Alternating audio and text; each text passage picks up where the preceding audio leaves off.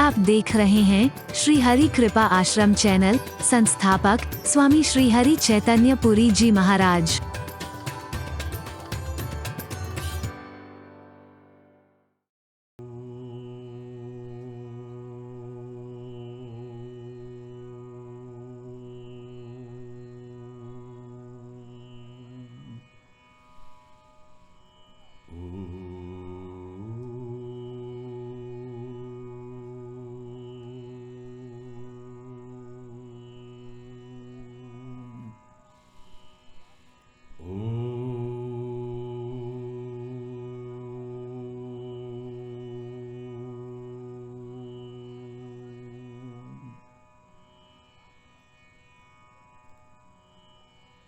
सर्वे भवन्तु सुखिनः, सर्वे सन्तु निरामयाः, सर्वे भद्राणि पश्यन्तु, मा कश्चित् दुःखभाग् भवेत्। ॐ शान्ति शान्ति शान्ति।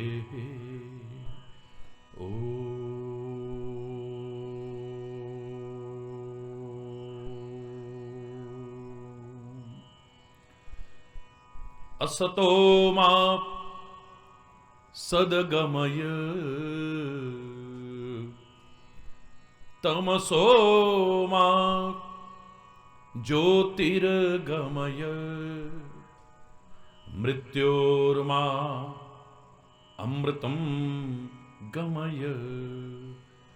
ॐ शान्ति शान्ति शान्ति।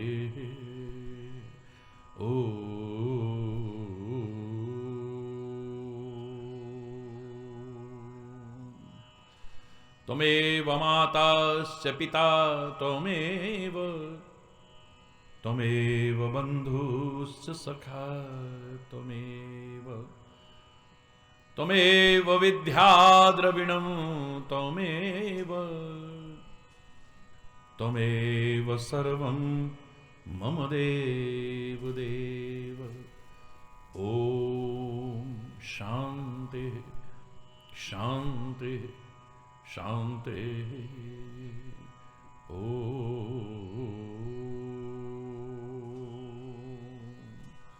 चैतन्य शाश्वतं शान्तं,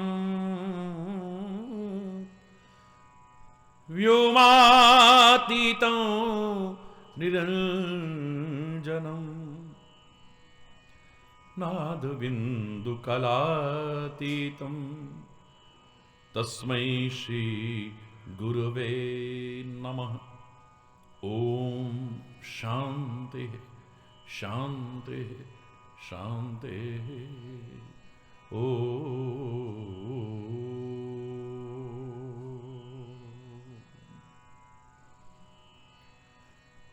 वितुमातु सहायक स्वामी सखा, ओ पितुमातु सहायक स्वामी सखा, तुम ही एक नाथ हमारे हो। पितुमातु सहायक स्वामी सखा, तुम ही एक नाथ हमारे हो। जिनके कछु और आधार नहीं,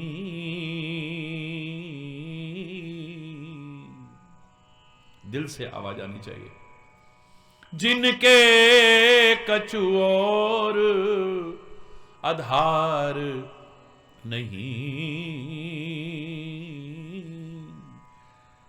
इनके तुम ही रखवारे हो, तिनके तुम ही रखवारे हो। पितु मातु सहायक स्वामी सखा हो, तुम ही एक नाथ हमारे हो, तुम ही एक नाथ। सब भांति सदा सुखदायक हो, दुख दुर्गुण नाशन हारे हो। सब भांति सदा सुखदायक हो, दुख दुर्गुण नाशन हारे हो। प्रतिपाल करो सिगरे जग को, प्रतिपाल करो सिगरे जग को। अतिशय करुणा उर्धारे हो, अतिशय करुणा उर्धारे हो। पितु मातु सहायक स्वामी सखा, ओ तुम ही एक नाथ हमारे हो, तुम ही एक नाथ। भूली है हम ही तुमको, तुम तो हमरी सुधि नाही विसारे हो। भूली है हम ही तुमको, तुम तो हमरी सुधि नाही। उपकारन को कछु अंत नहीं, उपकारन को कछु अंत नहीं। छिन ही छिन जो विस्तारे हो, छिन ही छिन जो विस्तारे हो। पितु मातु सहायक स्वामी सखा हो, तुम ही एक नाथ हमारे हो, तुम ही।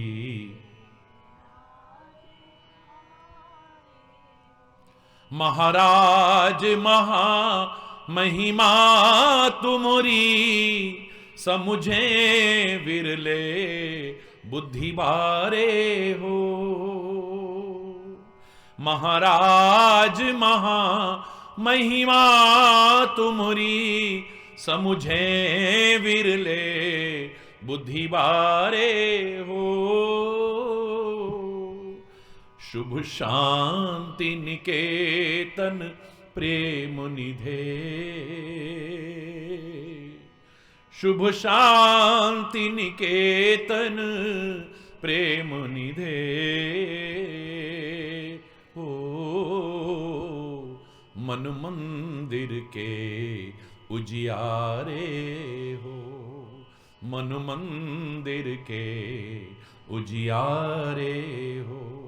पितु मातु सहायक स्वामी सखा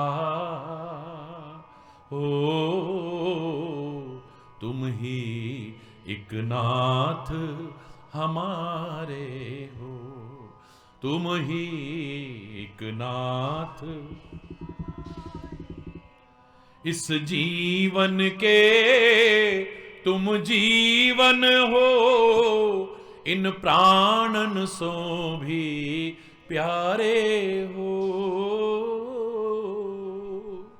इस जीवन के तुम जीवन हो, इन प्राणन सो भी प्यारे हो। तुम सो प्रभु पाए प्रताप हरि, तुम सो प्रभु पाए प्रताप हरि। केहि के अब और सहारे हो, केहि के अब और सहारे हो। पितु मातु सहायक स्वामी सखा हो, तुम ही एक नाथ हमारे हो, तुम ही एक नाथ हमारे हो। जिनके कछु और आधार नहीं, जिनके कछु और, तिनके तुम ही रखवारे हो, तिनके तुम ही रखवारे हो। पितु मातु सहायक स्वामी सखा, तुम ही एक नाथ हमारे हो, तुम ही एक नाथ हमारे हो।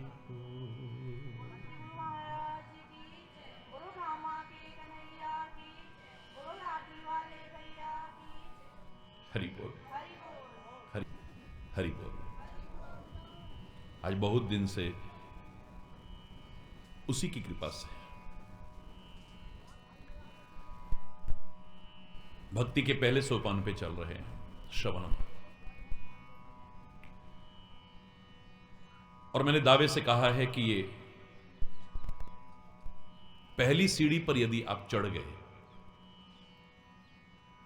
तो और सीढ़ियों का रास्ता खुलता चला जाएगा।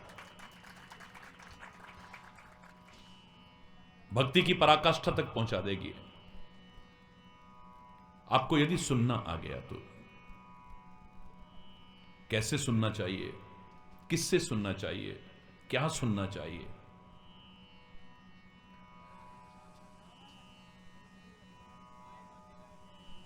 ये श्रवण भी भक्ति बन सकता है और हमारे जीवन को बहुत आगे तक ले जा सकता है।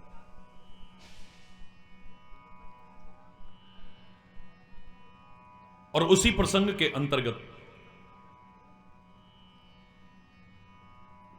कल बीच में चर्चा आई थी कि त्रेता युग में एक ऐसी घटना घटित हुई जहां सुनने और न सुनने का रहस्य उद्घाटित हुआ।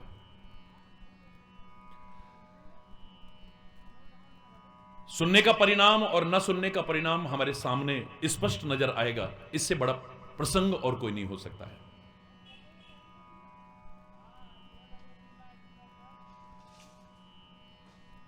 त्रेता युग में भगवान शिव एक बार अगस्त ऋषि के आश्रम पे गए। अच्छा, जहां से मिले लेने में कभी संकोच मत करना।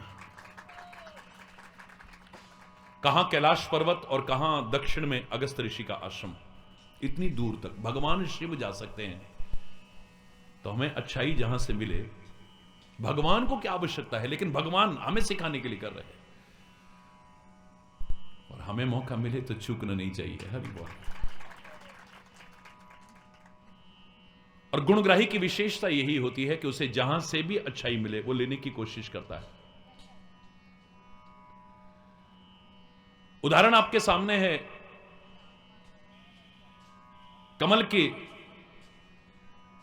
ऊपर भौरे अपनी जान तक न्यौछावर कर देते हैं। आप जानते हैं, दूर जंगल से खिंचे आते हैं वो भंवरे, और उन्हें गंध इतनी अच्छी लगती है, उस पर बैठे बैठे आनंद विभोर हो जाते हैं। पता ही नहीं चलता कब शाम हो गई और कमल की पंखुड़ियां बंद हो जाती हैं। लेकिन उस गंध के प्रति इतना आकर्षण है। भौरे में लकड़ी में छेद करने की सामर्थ्य है, लेकिन कमल की कोमल पंखुड़ियों को काटता नहीं है। इसी से अंदाजा लगाइए उसके हृदय में कितना आकर्षण है उसके प्रति। कमल में गंध है, लेकिन भौरा दूर जंगल से खिंचा हुआ आता है और मेढक बगल में भी नहीं पहुंचता। हरि बोल। इसीलिए कहावत बनी थी, मेंढकी को जुकाम हो गया है। हरि बोल। ये कहावत यहीं से बनी थी। एक इतनी दूर से खिंचा हुआ आ रहा है और एक बगल के बगल में रह करके भी आकर्षित नहीं हो रहा है। यह हमारी गुण ग्राहकता पर निर्भर करता है, हमारी सज्जनता का परिचायक है। और सज्जनता की विशेषता क्या बताई थी? मधुकर सरिस संत गुणग्राही। भौरे और मधुमक्खी की तरह गुणग्राही बन जाते हैं। हमें जहां से भी गुण मिले, जहां से अच्छाई मिले, वहां से लेकर के जीवन को अच्छा बनाने की कोशिश करते हैं। भगवान शिव कैलाश पर्वत से दक्षिण में जाकर के अगस्त ऋषि के आश्रम में पहुंचते हैं। साथ में जगत माता भवानी सती भी है। अच्छा लगता है कि कोई धार्मिक आयोजन में जाओ या मजबूरियां ना हो तो कोशिश करो कि पूरा परिवार मिलकर के जाए तो और अच्छा लगता है। आपस का एक सामंजस्य बैठता है। पहले लोग साथ बैठ के पूजा करते थे, साथ बैठ के भोजन करते थे, साथ बैठ करके किसी आयोजन में साथ मिल करके जाते थे। छोटी छोटी बातें घरों में होती रहती हैं। कोई मनमुटाव होता भी था ना, तो उस उठने बैठने में, चलने फिरने में आपस में दूर हो जाते थे। वो गांठ नहीं बांध लेते थे। आज भैया भोजन क्यों नहीं कर रहा? बोले वो नाराज है। भैया क्या बात है, आप नाराज क्यों हो? भोजन क्यों नहीं कर रहे हो? अब 2 साल तो पता ही नहीं चलता कि भैया नाराज है। हरि बोल रहा, जोर से बोल रहा। सुबह दोपहर शाम में ही पता चल जाता कि इसके मन में कोई बात है, और उस बात का स्पष्टीकरण करके प्यार को फिर आगे बढ़ाने की कोशिश होती थी। शायद इसीलिए हमारे देवभूमि उत्तराखंड में आज भी विधान है कि कोई पूजा पाठ होता है तो पूरे खानदान को बुलाते हैं, पूरी बिरादरी को बुलाते हैं, पूरे परिवार को बुलाते हैं।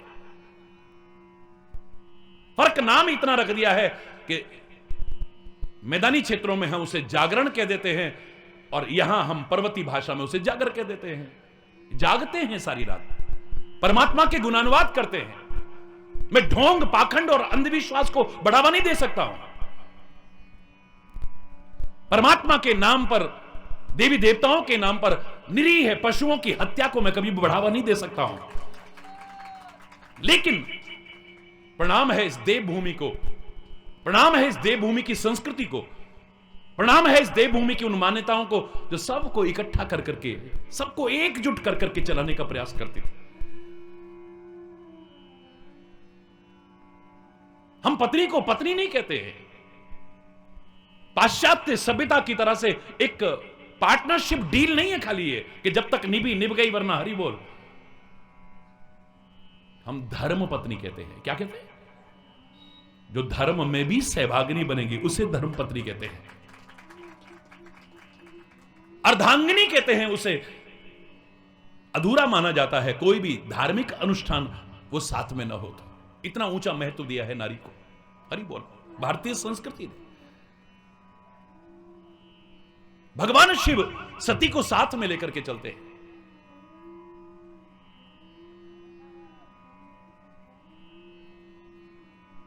ऋषि के आश्रम में पहुंचे। पूजे ऋषि अखिलेश्वर जानी।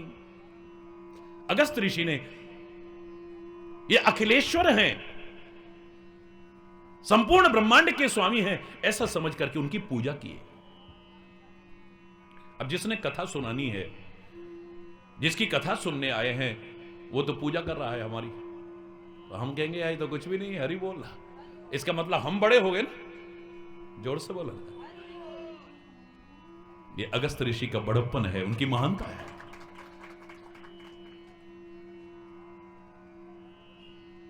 इसका तात्पर्य नहीं कि आप अगर विद्वान हैं, आप अगर बहुत जानकार हैं, या आप को लोग सम्मान देते हैं, तो आप औरों का सम्मान करना भूल जाएं।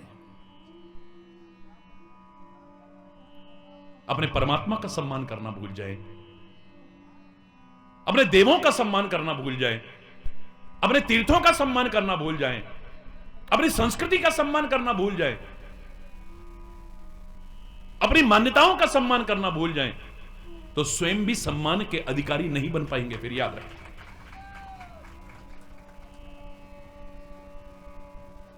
हमारी महानता इसी में उजागर होती है, हम दूसरे के सम्मान को कभी कम ना करने दें। जो दूसरे के सम्मान को कम करके अपना सम्मान स्थापित करना चाहता है, जो दूसरे को छोटा दिखा करके अपने आप को बड़ा दिखाना चाहता है, जो दूसरे को हीन दिखा करके अपने आप को महान दिखाना चाहता है, वो महान कभी हो ही नहीं सकता है। मेरे परमात्मा श्री राम को क्या आवश्यकता थी बाली को छुप के मारें और लोगों के मन में प्रश्न पैदा करें, काहे के मर्यादा पुरुषोत्तम बाली को छुप के मार दिया? क्या आवश्यकता थी उनको? क्योंकि मेरे राम महान हैं। लो, इसमें क्या महानता है? राम जानते हैं बाली को वरदान प्राप्त है, इसके सामने आके इसे कोई मार नहीं सकता है। सामने वाले की आदि शक्ति इसमें प्रवेश कर जाती है और अपनी आदि शक्ति, हरि बोल, बाली अजेय है, इसको कोई जीत नहीं सकता है। मैं चाहूं तो सामने आकर के भी मार सकता हूं।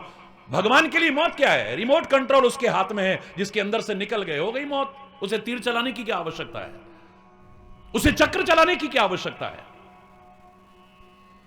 मैं चाहूं तो ये कर सकता हूं, लेकिन मर्यादा पुरुषोत्तम कहते हैं मुझे।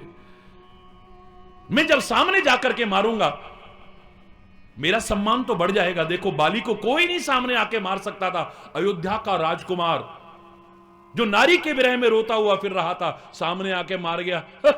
आइंदा उस देवता की कोई पूजा मत करना जिसने वरदान दिया था। हरि बोल, जोर से बोलो, कोई पूजा मत करना आइंदा उस देवता की। श्री राम के मन में आता है कि मेरा सम्मान तो बढ़ जाएगा, लेकिन उस देवता का सम्मान और किसी का सम्मान कम करके अपना सम्मान स्थापित करना, यह महानता नहीं हो सकती है। मेरे पवन पुत्र हनुमान जी चाहते तो ब्रह्मास्त्र में बंध ही ना पाते। सारे देवी देवताओं ने जब वरदान दिए थे पवन पुत्र हनुमान जी को, तो ब्रह्मा जी ने अपने ब्रह्मास्त्र के प्रभाव से मुक्त किया था। उस समय क्षणिक के अलावा तुम्हारे ऊपर ब्रह्मास्त्र का भी, जो ब्रह्मास्त्र अचूक है, अमोघ है, जिसके प्रभाव से कोई नहीं बच सकता है, हे हनुमान, तुम पर प्रभाव नहीं डालेगा। और लंका में जब पहुंचे मेरे पवन पुत्र हनुमान जी, सारे प्रयास करके जब हार गया, तो मेघनाद ने क्या किया था? ब्रह्म अस्त्र ते ही साधा, कपि मन कीन विचार, जो न ब्रह्म सरमानो, महिमा मिटही अपार। बड़ी गहराई से सुनना। मेघनाद ने ब्रह्मास्त्र का संधान किया, इससे तो बच ही नहीं पाएगा ये। जैसे ही ब्रह्मास्त्र को आते देखा, मेरे पवन पुत्र हनुमान जी हृदय में विचार करते हैं, ये ब्रह्मास्त्र मुझे नहीं बांध सकता, लेकिन अगर मैं नहीं बंधा ना, तो ब्रह्मास्त्र की महिमा कम हो जाएगी। और किसी की महिमा कम करके अपनी महिमा स्थापित करना, यह महानता नहीं हो सकती है।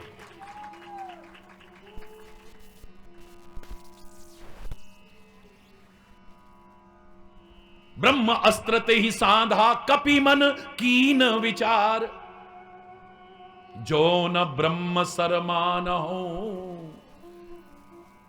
अगर मैंने इस ब्रह्मास्त्र को नहीं माना, महिमा मिटही अपार, ब्रह्मास्त्र की महिमा कम हो जाएगी। अरे एक बंदर को नहीं बांध पाया,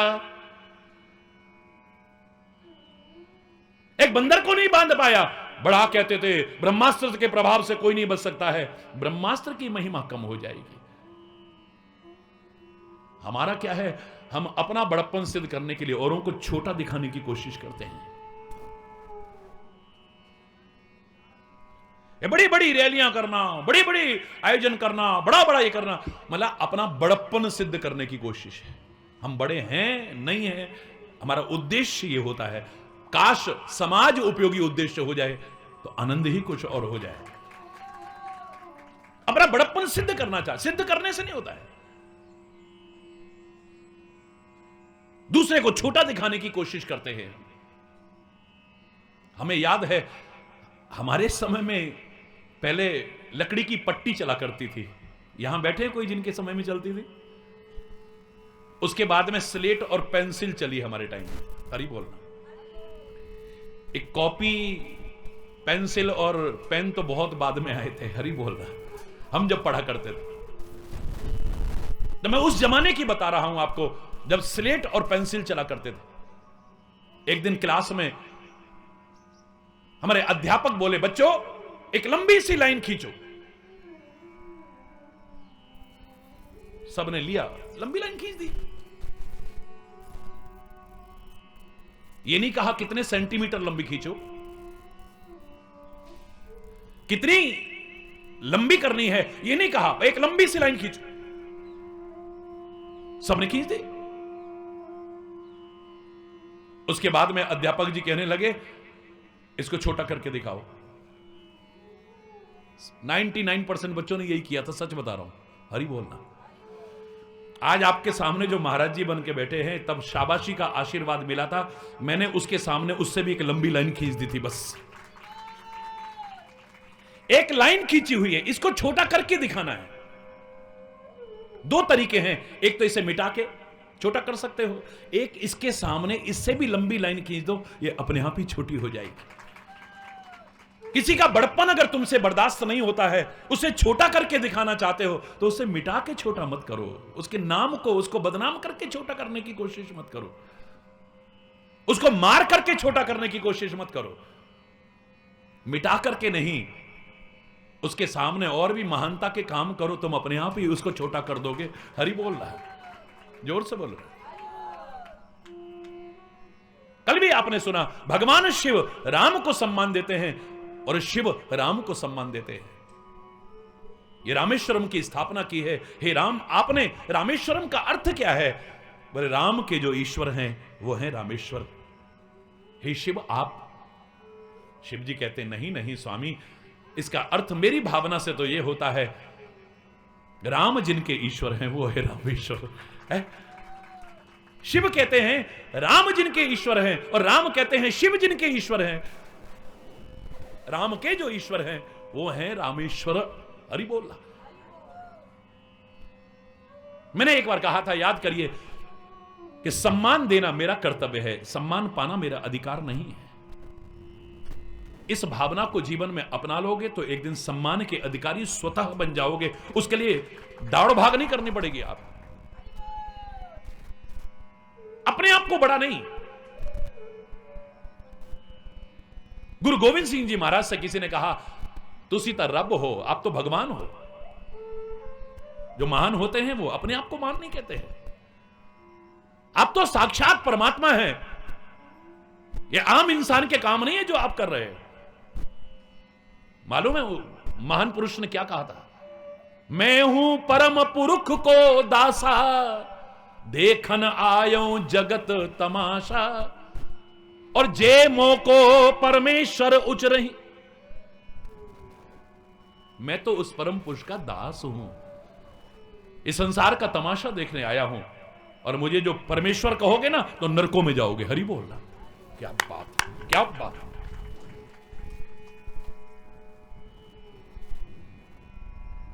कभी भी अपने आप को महान वही हो सकता है जो अपने आप को महान न समझे। जो बड़ा है वो अपने आप को बड़ा नहीं समझता। याद करो, मैंने कहा था बड़ा बनाते हो, ऐसे खेल में नहीं बन जाता बड़ा। पहले दाल के 2 टुकड़े करते हो, फिर उसे पीसते हो, पानी में गलाते हो, उसकी खाल उतारते हो, छिलका उतारते हो। इतने पर सब्र नहीं आता, उसे पीसते हो, फिर छोटे छोटे टुकड़े करते हो, बीच में छेद भी कर देते हो। हरि बोल रहा। इतने पर सब्र नहीं आता, खौलते हुए तेल में डालते हो, और खौलते हुए तेल में से एकदम से फिर दही में डालते हो। हरि बोल। वाह। लेकिन बड़े आश्चर्य की बात है, इतने कष्ट पाके क्या बना वो? बड़ा। क्या बना? जोर से बोलो। लेकिन बड़ा समझा उसने अपने आप को। दही में डाल दिया तो दही बड़ा, सौंठ में डाल दिया तो सौंठ बड़ा, कांजी में डाल दिया तो कांजी बड़ा, ये बड़ा वो बड़ा, मैं बड़ा हूं उसने कभी कहा ही नहीं, कभी नहीं कहा उसने कि मैं बड़ा हूं। जो अपने आप को बड़ा समझ रहा है वो बड़ा हो ही नहीं सकता कभी भी। कष्ट पाके बड़ा बनता है, खाली बड़ा समझने से बड़ा नहीं होता है। मिटा दे अपनी हस्ती को, अगर कुछ मर्तबा चाहे, दाना खाक में मिलकर गुले गुलजार होता है। एक ही खान में से दो पत्थर निकले, संगमरमर की खान में से एक मंदिर की दहलीज पर लगाया गया, जिस पर लोग जूते चप्पल उतार के जाते हैं, अपने पैरों से रोनते हुए जाते हैं, और उसी में से दूसरा पत्थर निकला, उसकी मूर्ति बनाई है, उसके आगे झुक जाते हैं, प्रणाम करते हैं, पूजन करते हैं। एक आम आदमी से पूछोगे तो क्या कहेगा? अपनी अपनी किस्मत ठहरी फिर, अपनी अपनी किस्मत ठहरी फिर। ऐसा को नहीं पाए, हरि बोल। हां,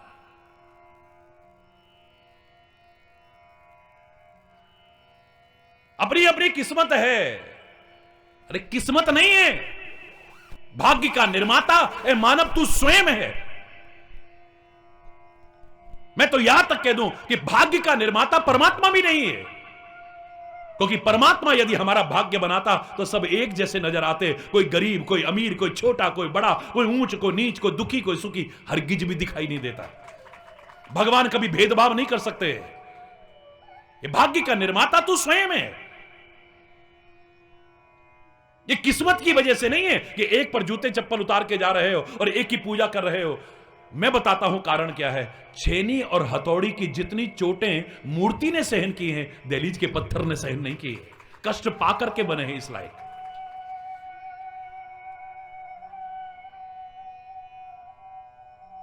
आज जितने भी महान व्यक्ति हैं उनका सम्मान तो तुम देखते हो, लेकिन वहां तक पहुंचने के लिए क्या कष्ट उठाए हैं, कभी जानने की कोशिश कर रहा है। हरि बोल।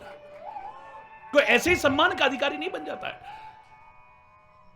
और मैंने तो एक वाक्य आपसे कहा था, याद करिए, कि सम्मान पाना मेरा अधिकार नहीं है, दूसरों को सम्मान देना मेरा कर्तव्य है।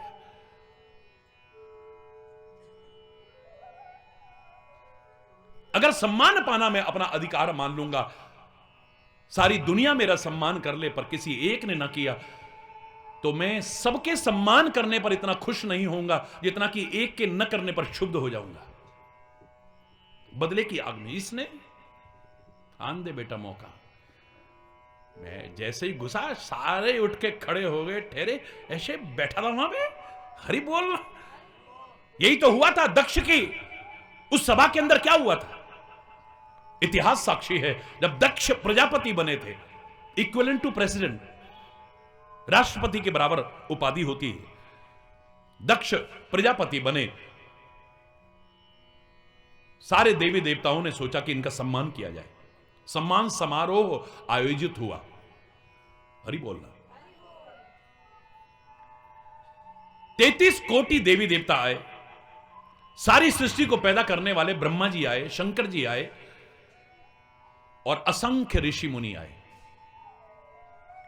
उस सम्मान समारोह के अंदर जैसे ही दक्ष प्रजापति प्रवेश करने लगे, सारे उठ करके खड़े हो गए। कोई जरूरी नहीं कि आगे बढ़ के प्रणाम, जब भीड़ हो आवश्यक नहीं होता कि हर कोई प्रणाम ही करे। आप उठ करके खड़े हो गए, यह भी भारतीय संस्कृति में सम्मान का ही एक तरीका है। यह भी एक सम्मान का तरीका है। सारे उठ करके खड़े हो गए, 33 कोटि देवी देवता, असंख्य ऋषि मुनि, सारी सृष्टि को पैदा करने वाला ब्रह्मा। लेकिन शंकर जी अपनी मस्ती में थे, अपमान करने के उद्देश्य से नहीं, लेकिन उन्होंने ध्यान ही नहीं दिया, वो बैठे रह गए। इतिहास साक्षी है सामने, 33 कोटि देवी देवताओं के सम्मान करने पर भी, असंख्य ऋषियों के सम्मान करने पर भी, सारी सृष्टि को पैदा करने वाले ब्रह्मा के सम्मान करने पर भी दक्ष को इतनी संतुष्टि नहीं मिली जितना कि क्षोभ पैदा हो गया, बदले की भावना पैदा हो गई एक शंकर के सम्मान न करने पर। बदले की भावना आ गई, यहां तक कि अपमान करने के। और किसी के अपमान करने से किसी का अपमान नहीं हो जाता, याद रखना। किसी के सम्मान करने से किसी का सम्मान नहीं हो जाता है। और वैसे भी इतिहास साक्षी है, एक व्यक्ति का सारी दुनिया ने सम्मान किया कभी? एक व्यक्ति का सारी दुनिया सम्मान कर सकती है? एक व्यक्ति क्या सारी दुनिया को संतुष्ट कर सकता है? अरे भगवान नहीं कर पाए, कितने हैं जो भगवान को गालियां देते मिल जाएंगे, अपने कर्मों पर ध्यान नहीं दोगे, भगवान तूने क्या किया, अरे सब बेकार, सब फलाना ढिकाना, कितने मिल जाएंगे आपको कहते हुए। परमात्मा की विभूतियां सबको संतुष्ट कर पाई? अभी काले काले बादल आ जाएं, जिसको गर्मी लग रही है बड़ा खुश हो जाएगा, जिसकी खेती सूख रही है बड़ा खुश हो जाएगा, लेकिन जिसका लेंटर पड़ने वाला है वो खुश होगा? जिसके घर में शादी या कोई समारोह होने वाला है वो खुश होगा? जिस कुम्हार ने इतनी मेहनत करके इतने सारे मटके और दिए, दिवाली आ रही है, इतने बर्तन बनाए हैं और आग में रखने वाला ही है काले काले वाला, खुश होगा वो?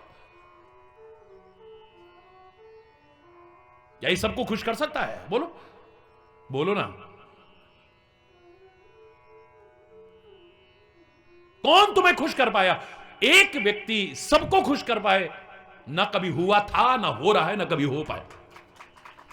एक व्यक्ति का सारी दुनिया सम्मान कर दे, हो ही नहीं सकता है। भगवान कृष्ण को भी अगर सभा में खड़े देखा तो शिशुपाल जैसे भी लोग इस समाज में हैं जो गालियां देते, 100 गालियां देते हैं। दुर्योधन जैसे हैं जो 100 गालियां देने को तैयार रहते हैं। दुशासन और शकुनी जैसे हैं जो 100 गालियां देने को तैयार रहते हैं।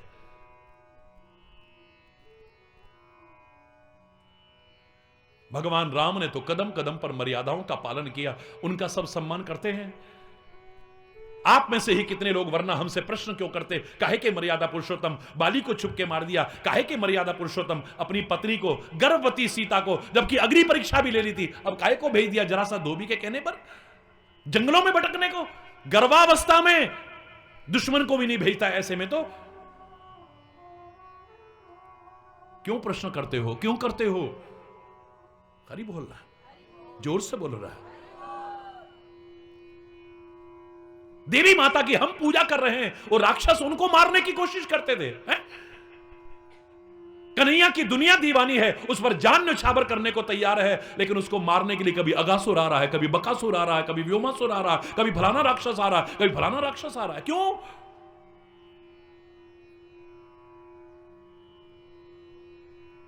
ये तो उनकी विशेषता है, हमारे संतों की विशेषता है, हमारे गुरु महाराज की विशेषता है, हमारे ऋषियों की विशेषता है, हमारे अवतारों की विशेषता है कि इतनी विषमताओं में भी फिर चैन की बंसी बजा सकते हैं, और कोई नहीं बजा सकता है। फिर भी कन्हैया बैठा बांसुरी बजा रहा है, चैन की बंसी बजा रहा है। जिसको पैदा हुआ तो कारागार में पैदा हुआ, पैदा होते ही माता पिता से अलग कर दिया गया हो, गोकुल में पहुंचा दिया हो, वहां भी राक्षस रोज मारने आते हैं, तो सुरक्षा के दृष्टिकोण से नंदगांव में ले गए हैं। नंदगांव में भी जगह उतनी नहीं है तो गाय चराने के लिए कामा की भूमि पर आते हैं। कामबन वो भूमि है जहां भगवान कृष्ण ने गाय चराई है। अनेक राक्षसों का वध किया है, जहां की मिट्टी कामा की मिट्टी ही है, वो काम्यकमन कहते थे, आदि वृंदावन धाम कहते थे, जहां की मिट्टी को खा करके मां को ब्रह्मांड के दर्शन कराए हैं। एक दिन कभी चैन से नहीं बैठने दिया, एक दिन चैन से नहीं बैठ दिया। ये तो बचपन की स्थिति है, और बड़े होकर के तो फिर जाना पड़ा है, द्वारिका में जाकर के नगरी बसानी पड़ी है। हरि बोल रहा। जिसकी शुरुआत होती है जहर से, मैं तो कई बार सोचता हूं तो रोंगटे खड़े हो जाते हैं। हम जरा जरा सी बातों में घबरा जाते हैं, लेकिन जिनकी पूजा करते हो, जिन्हें अपना आदर्श मानते हो, उनके जीवन को देखो जरा। जिनके जीवन की शुरुआत होती है विष से, पैदा होते ही पूतना मारने आ जाती है जहर भरा दूध पिला करके। जिन्होंने अपने अवतार की लीला को पूरा किया तो काहे से चरणों में तीर, जहर बुझा तीर लगता है। लीला का शुभारंभ भी जहर से होता है, और लीला का मैं ये कथा नहीं कर पाता कभी। जिसकी लीला का शुभारंभ भी जहर से हुआ हो, जिसकी लीला का संपूर्णता, भगवान कभी जाते नहीं है लेकिन संपूर्णता भी जहर से हुई हो, और फिर सारा जीवन अमृत बांटता रहा है। गीता का अमृत बांटा, प्यार का अमृत बांटा, कृपा का अमृत बांटा। धन्य है, कौन करेगा? इन विषम परिस्थितियों में भी फिर चैन की बंसी बजा रहा है। हमारे जीवन में थोड़ी सी खुशियां आने लगे और खुशी आते आते दुख आ जाए, हमारी क्या दशा होती है। लेकिन देखो, राज तिलक होने वाला है सुबह। सुन राज तिलक की खबरों को, अरमान सभी के दिल में थे, उम्मीदें भरी उन नजरों से सावन सा बरसता देखा है। सुबह उठते उठते तो वनवास की खबर आ गई है। राजसी वस्त्रों को त्याग करके तो वनवासी के वस्त्र, तपस्वी के वस्त्र पहन लिए। 14 वर्ष के उस वनवास की आज्ञा हो चुकी है, जिसकी सुबह राज तिलक होना है, युवराज पद दिया जाना है जिसको। हमारी क्या हालत होती है, जरा की खुशी की खबर मिलते मिलते जरा सी दुख की खबर मिल जाए। लेकिन तुलसी कहे बिना नहीं रहता है। अपने रामचरितमानस के उस श्लोक में, प्रसन्नताम या न गताभिषेकस्तथा ममले वनवास दुखतः मुखाम्बुज श्री रघुनंदन में सदास्तु सा मंजुल मंगल प्रदा। क्षमा चाहूंगा, हरि बोलो, जोर से बोलो। प्रसन्नताम या न गताभिषेक सदा, राज तिलक की खबर मिली है तो कोई स्पेशल खुशी नहीं आ गई चेहरे पर, वही मुस्कुराहट, वही स्वाभाविक मुस्कुराहट। और राज तिलक होते होते वनवास हो गया तो जरा से चेहरे पर मलिनता नहीं है, इतनी सी मलिनता नहीं है, वही मुस्कुराहट। तुलसी तो एक जगह लिखता है, कैसे चले हैं, चले वो बटोही की नहीं। जैसे मार्ग में चलने वाला राहगीर धर्मशाला को छोड़ करके सुबह चल देता है, बड़ा खुश होकर के, रात आराम से निकल गई, राम इसी प्रकार से आगे बढ़ देते हैं। वाह, अयोध्या के विशाल साम्राज्य को छोड़ करके। राज तिलक की खबर से चेहरे पर कोई प्रसन्नता नहीं है विशेष, और वनवास होते होते कोई मलिनता नहीं है, वही स्वाभाविक मुस्कुराहट। इस मुस्कान पर कौन बलिहारी ना चला जाए। हरि बोल, जोर से बोलो, और जोर से बोलो। दक्ष शिवजी का अपमान करने की ललक में रहता था। जब यज्ञ का भी आयोजन किया तो वहां भाग नहीं दिया। जब सती ने जाकर के बाद में देखा, अपने पति का अपमान देखा, तो क्रोधित हुई है, यज्ञ को भंग किया है। हरि बोलना। योगाग्नि में अपने शरीर को भस्म कर दिया है।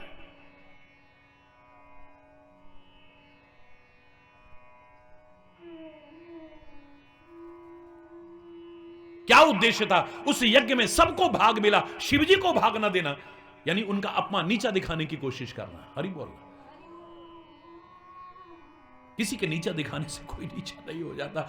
मेरा शिव भोला, मेरा दिव्येश्वर महादेव, मेरा हरेश्वर महादेव, मेरा चैतन्येश्वर महादेव सारी दुनिया का मालिक है। ये है? हरि बोलना, जोर से बोलना। ये महान लोगों की निशानी होती है, वो अपने सम्मान के लिए दूसरों का सम्मान कभी कम नहीं करते हैं। भगवान शिव अगस्त ऋषि के आश्रम में पहुंचे हैं। अब सुनना, यानी अगस्त ऋषि को सम्मान देना, उनकी कथा सुनने के लिए शिवजी आए। हरि बोल। लेकिन अगस्त ऋषि भी क्या करते हैं? पूजे ऋषि अखिलेश्वर जानी। अखिलेश्वर हैं ये सोच करके पूजा की है। और मुझे लगता है कि सती के मन में यहीं से आ गया, हम इतने बड़े हैं, ये तो हमारी पूजा कर, इनकी कथा क्या सुननी। हरि बोलना। ये क्या सुनाएंगे हमें? राम कथा मुनिवर्ज बखानी, सुनी महेश परम सुख मानी। अगस्त ऋषि ने राम कथा सुनाई है, लेकिन यहां पर कहा सुनी महेश। सती भी तो साथ में थी, उसने क्यों नहीं सुनी? परम सुख प्राप्त करते हुए, परम आनंद प्राप्त करते हुए भगवान शंकर जी सुनते हैं, लेकिन सती ने कथा नहीं सुनी। ये कहने की आवश्यकता नहीं पड़ी है, ये आपको, ये अंडरस्टूड है, अंडरस्टूड है, ये आप अपने आप समझ जाइए। ऋषि पूछी हरि भगति सुहाई, कही शंभु अधिकारी पाई। जब कथा पूरी हो गई तो अगस्त ऋषि कहने लगे, भोले बाबा मैं कौन होता हूं और क्या होता हूं आपको कथा सुनाने वाला। आज मुझे बड़ा सौभाग्य मिला है, ये सम्मान भी मिला है और सौभाग्य भी मिला है, आप पधारे हैं यहां। आपके जैसा भक्ति के रहस्य को जानने वाला कौन हो सकता है।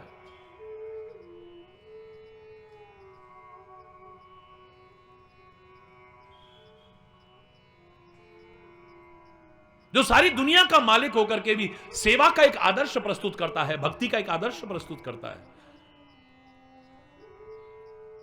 जो मैंने कल इशारा किया आपको कि शिव जी ने एक महान क्रम प्रारंभ किया है। भगवान शिव और राम के संबंध को तुलसी कहता है रामायण में, सेवक स्वामी सखा सिय पी के। भगवान शिव जी राम जी के सेवक भी हैं, हनुमान के रूप में सेवा की ना, स्वामी भी हैं क्योंकि राम जी रामेश्वरम की स्थापना करते हैं ना, और सखा भी हैं। ऐसा रिश्ता दुनिया में कोई निभा के नहीं दिखा सकता है। उसके बाद में गुरु गोविंद सिंह जी महाराज के लिए पुनः सुनने को मिला था, तन तन गुरु गोविंद सिंह आप पे गुरु चेला। गुरु भी आप ही है और बोलो ना धन्य। आपका जैसा भक्ति का आदर्श जानने वाला कौन है। तो कृपया जब ये सौभाग्य मिला है तो उससे वंचित क्यों रह जाएं हम। हरि बोल।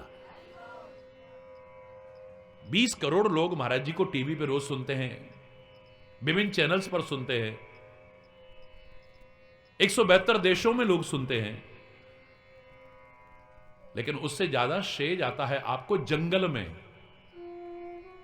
दिन भर हजारों हजारों की संख्या में आप ऐसे पहुंच रहे हो जैसे कि कोई, हरि बोल, दिन भर मजबूरियां है, लोगों को जाना होता है, इससे कई गुना लोग तो जा चुके होते हैं, दूर दूर से चले आ रहे हैं। और यहां के लोगों को, सारे लोग डरे होंगे, बाघ आ रहा, बाघ आ रहा, हरि बोल।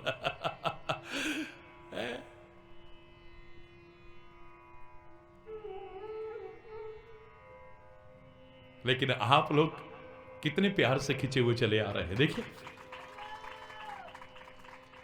मैं बल्कि समय से प्रवचन संपूर्ण करता हूं क्योंकि समय की सीमा का सम्मान करना मेरे रग-रग में, पंक्चुअलिटी तो मेरी रग-रग में समाई हुई है। तो सारे लोग इशारा करते, नहीं अभी और, अभी और, अभी और। धन्य है आपका प्यार, धन्य। अगस्त ऋषि ने बड़े सम्मान पूर्वक कहा कि हे शिव जी, आज जब मौका मिला है तो मैं चूकूंगा नहीं, आपको प्रभु भक्ति के बारे में मुझे बताना ही पड़ेगा। कही शंभु अधिकारी पाई। भगवान शिव ने भी नानुकरनी की है, जब अधिकारी देखा है तो उसको तुरंत वर्णन कर दिया है, क्योंकि यह चीज हर एक के सामने नहीं कही है। राम कथा के ते अधिकारी जिनके सत्संगति अति प्यारी, ये अधिकारी के सामने कहनी चाहिए। ये वो वाली कथा नहीं है जो घर में करवा रहे हो, पंडित जी को दक्षिणा से मतलब है, आप सुन रहे हो नहीं सुन रहे, अब क्या करें पंडित जी, अकेले ठहरे आप वहां कर, अरे बैठ जाओ भाई, तो तुम पूरे कहो तुम कहो, हरि बोल, जोर से बोलो। मतलब ही नहीं है, 10% भी नहीं सुनी होगी, हरि बोलना, झूठ बुलानो में ठीक बात है ना, हरि बोल। लेकिन यह कथा ऐसी नहीं है, ये तो अधिकारी को ही सुनाई जाती है, जिन्हें सत्संग प्रिय है। इस कथा के अधिकारी वही है।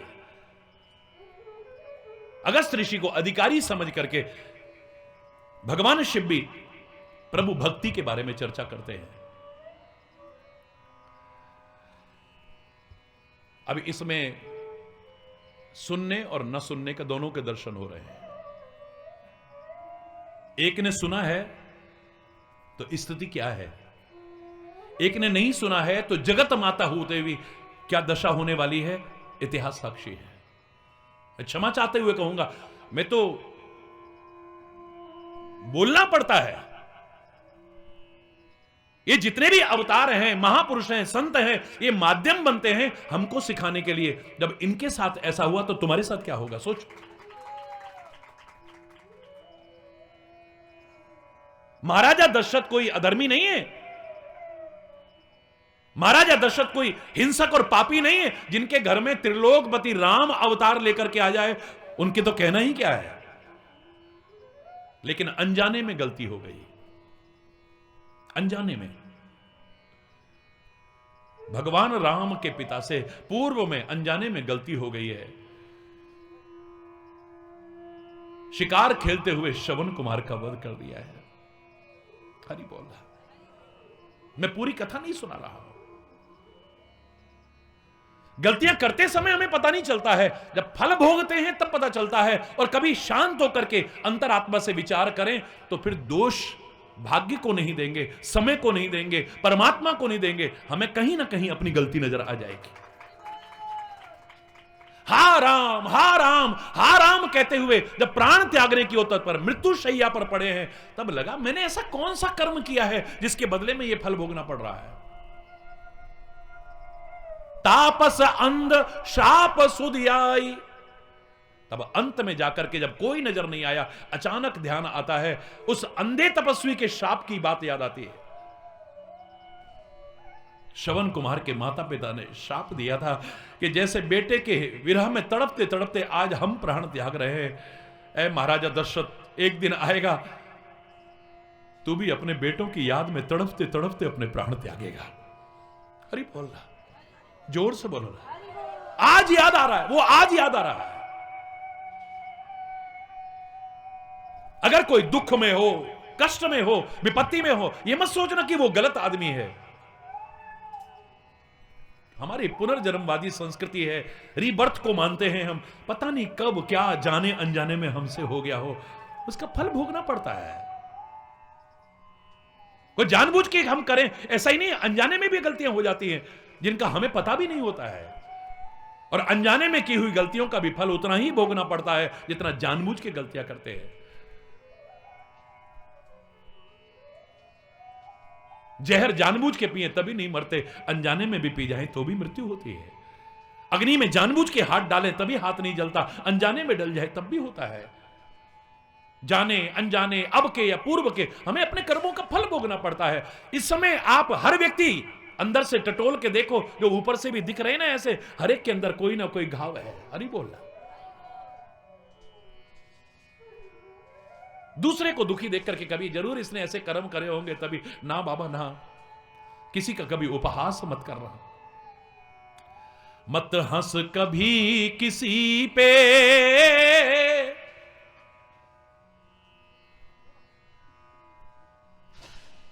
हरि बोल रहा, मत दिल दुखा किसी का, मत हंस कभी किसी पे, ना दिल दुखा किसी का, ना जाने कल को तेरा क्या हाल हो यहां पर, श्वासों का क्या भरोसा,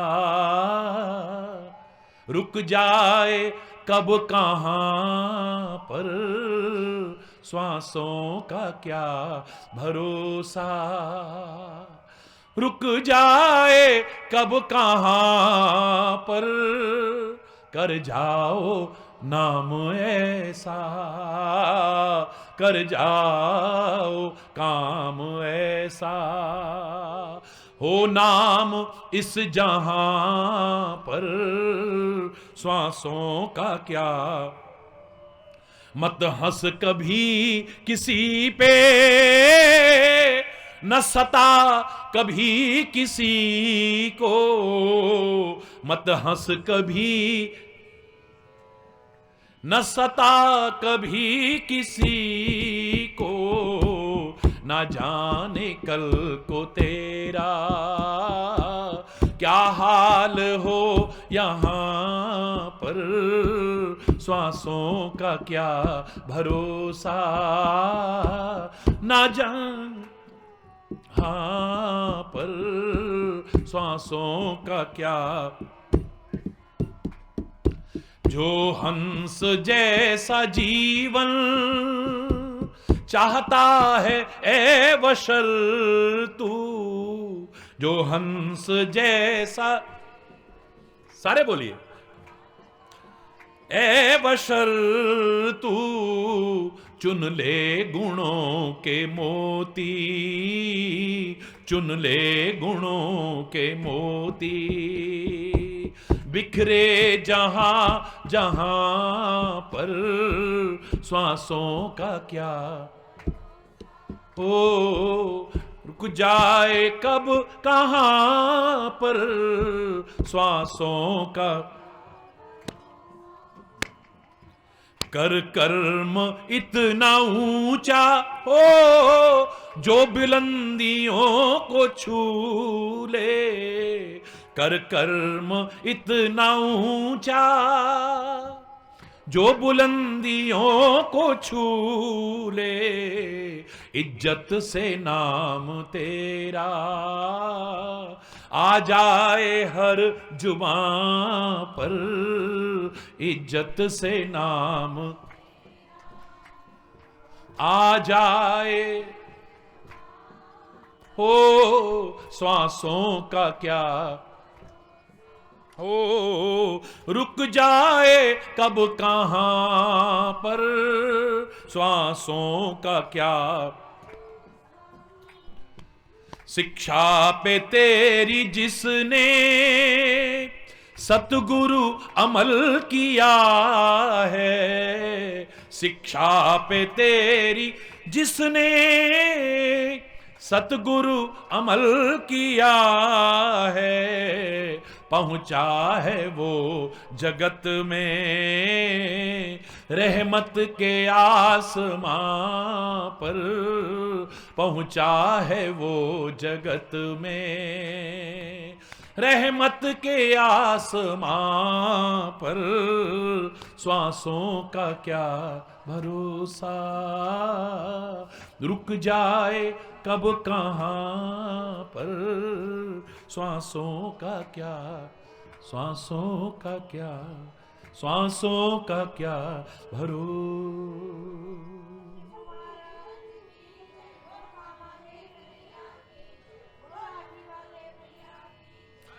कहत सुनत रघुपति गुण गाथा, कछु दिन तहां रहे गिरिनाथा। कहते सुनते इतना आनंद आया कि कुछ दिन भगवान शिव वहीं पर ही रह गए। हरि बोल। वैसे भी भगवान कहां रहते हैं बताओ ना। कैलाश में गए तो सच बानी है बिल्कुल।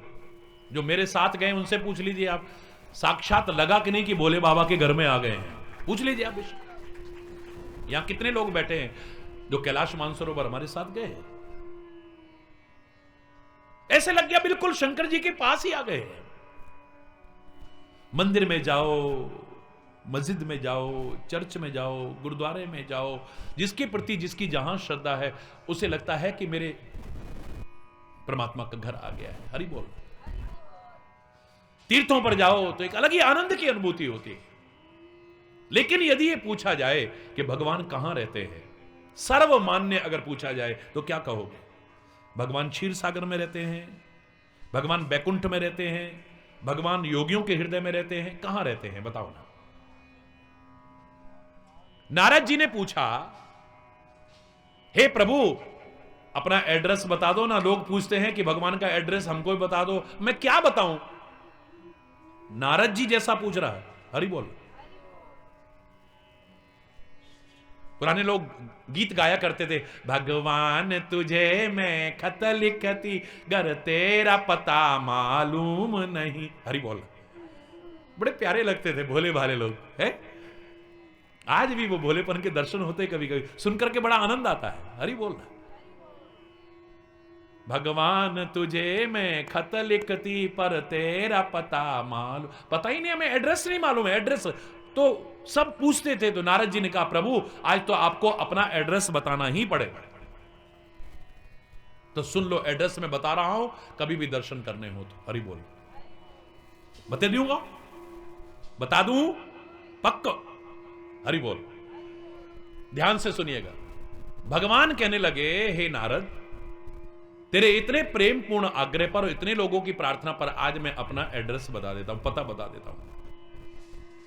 ना हम बसामि बैकुंठे, बोलो सारे बोलिए, ना हम बसामि बैकुंठे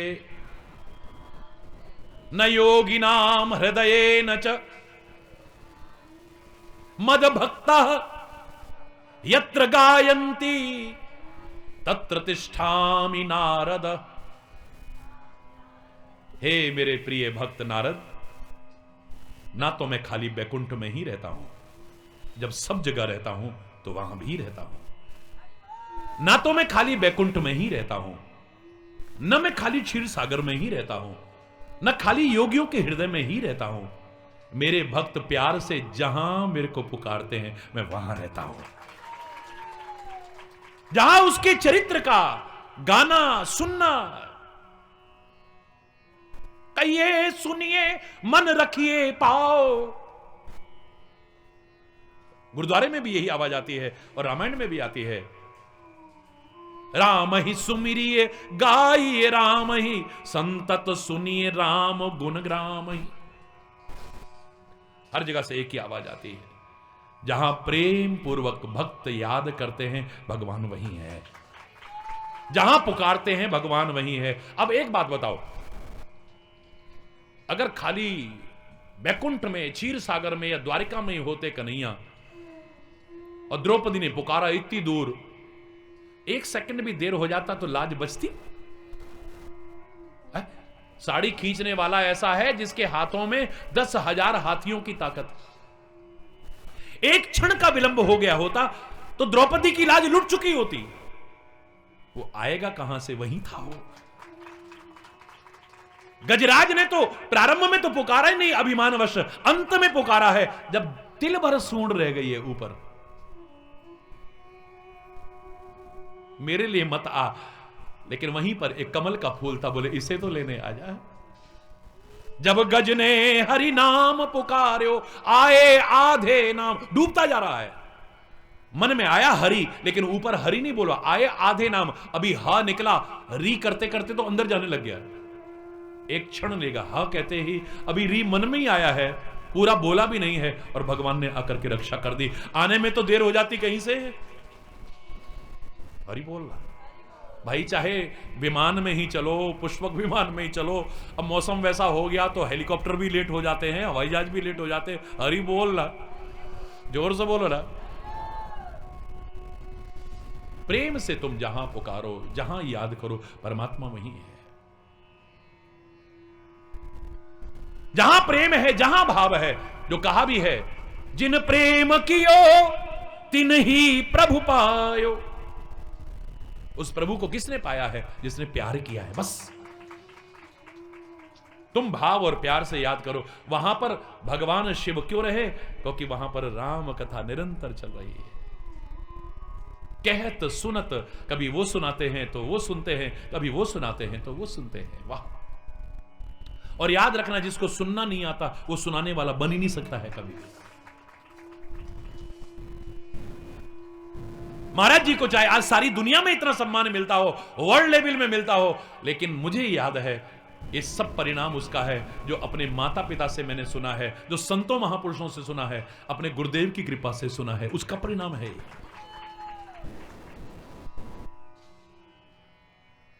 फिर क्या हुआ? शेषकल आज यहीं पे अगर कोई गलत शब्द निकला हो उसके लिए क्षमा चाहता हुआ अपनी वाणी को विराम दूंगा। एक बार जोर से बोलेंगे, धर्म की, अधर्म का, प्राणियों में, विश्व का, गौ माता की, भारत माता की, गंगा माता की, संत समाज की, भारत की देवियों की, भक्त समाज की,